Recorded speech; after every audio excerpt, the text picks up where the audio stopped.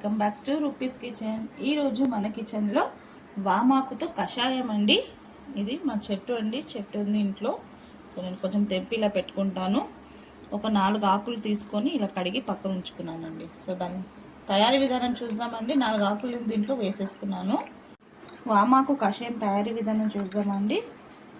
ఒక 4 ఆకులు ఇలా తెంపేసుకున్నానండి, 4 to 5. ఒక గ్లాస్ వాటర్ వేడి చేస్తున్నాను.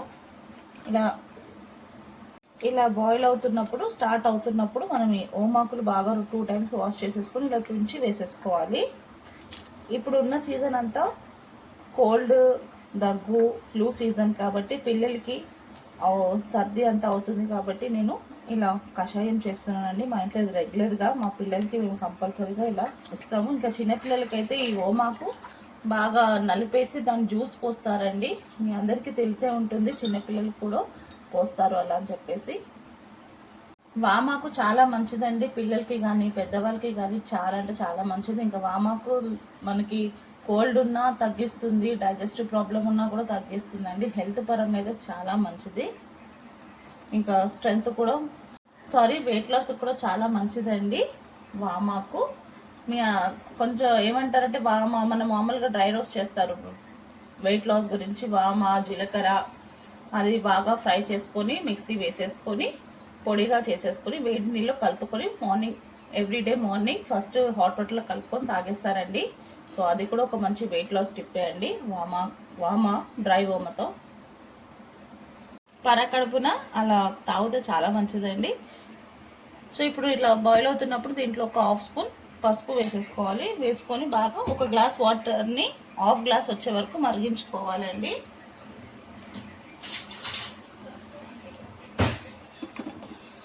పసుపు యాంటీబయాటిక్ అండి, అందరికీ తెలిసిందే. మా బాబుకి కోల్డ్ అయిందని చెప్పేసి సో నేను ఇలా కషాయం చేస్తున్నాను ఓమాకుతో. మీకు కూడా యూస్ఫుల్ అవుతుందని చెప్పేసి నేను చేశానండి. మీరు కూడా ఇలా చేస్తారా చెప్పండి నాకు కూడా కమెంట్స్లో. ఇంకొక కషాయం కూడా ఉందండి, అది అందరికీ తెలిసిందే. ఇంకొక కషాయం మన కరోనా టైంలో అంతా యూజ్ చేసింది. అవంతా చాలా మనం కరోనా టైంలో అంతా తాగింది. అదంతా పట్ట, ఇంకా ఇలాచి, లవంగా అన్నీ వేసేసి తులసాకులు వేడిగా పిల్లలకి కొంచెం స్ట్రెయిన్ చేసేసి అలానే చేయొచ్చండి. ఎవరికైనా ఇష్టం ఉంటే కొంచెం తేనె మిక్స్ చేసుకోవచ్చు. నేనైతే అలానే ఇచ్చేస్తానండి, అలా తాగుతానే బాగుంటుంది. మనం ఎన్ని మెడిసిన్స్ వేసినా కూడా మనం మెడిసిన్స్ కూడా వేస్తాము, కానీ ఇలా న్యాచురల్గా హోమ్ రెమెడీ కూడా చేసిస్తే కూడా బాగుంటుంది. మనం చిన్నగా ఉన్నప్పుడు మా అమ్మమ్మ వాళ్ళు కూడా మాకు ఇలా చేసి ఇచ్చేవాళ్ళు. మీకు కూడా తెలిసి ఉండొచ్చు, మీ ఇంట్లో కూడా ఇలా మీ అమ్మమ్మ వాళ్ళు అలా చేసి ఉండొచ్చండి. చూడండి 1 గ్లాస్ వాటర్ 1/2 గ్లాస్ అయ్యింది. వేడిగా వామాకు కషాయం రెడీ అయిపోయిందండి. దీన్ని తమిళ్లో కర్పూరవల్లి అని అంటారు ఆకుని. సో మా ఇంట్లో ఈ ప్లాంట్ ఉంది కాబట్టి నేను ఎప్పటికప్పుడు తెప్పుకొని ఇలా ఫ్రెష్గా చేసేసుకుంటాను. ఇది ఒక కొమ్మ పెడితే కూడా ఈజీగా వచ్చేస్తుందండి. సో ఇంకెందుకండి లేట్, మీకు కూడా నచ్చినట్టయితే మీరు కూడా ఒకసారి డెఫినెట్గా ట్రై చేయండి. ఇది అందరింట్లో చిన్నపిల్లలు ఉంటారు. సో ఇలాంటి వెదర్ వచ్చేటప్పుడు కంపల్సరీ కొంచెం చేంజెస్ ఉంటుంది.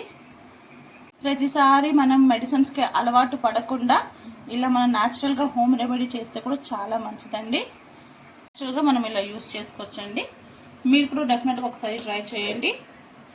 వేడిగా తాగితే చాలా మంచిది. పిల్లల నుంచి పెద్దవాళ్ళ వరకు అందరికీ చాలా మంచిదండి హెల్త్ పరంగా.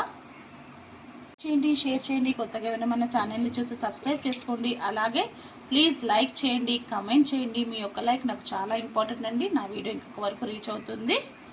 మీ రూపీస్ కిచెన్.